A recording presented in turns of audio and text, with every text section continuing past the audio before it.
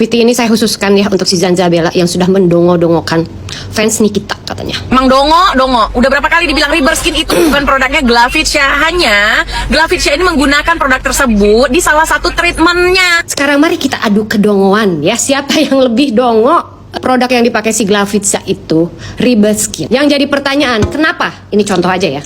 Kenapa itu barang ditempeli stiker Glavicia? Berarti itu rebranding. Ada aturannya di dalam BPOM bahwa yang namanya rebranding produk apapun itu harus didaftarkan ke BPOM. Kalau kita membeli treatment di e-commerce dari apapun, yang dikirim itu adalah voucher. Di mana di voucher itu akan ditulis treatmentnya apa, tanggal berlakunya dari kapan sampai kapan, ya, untuk siapa. Bukan ujuk-ujuk orang dikirimin produknya. Paham? Dia yang dongo siapa? Neng. Mau adu kedongoan, siapa yang lebih dongo?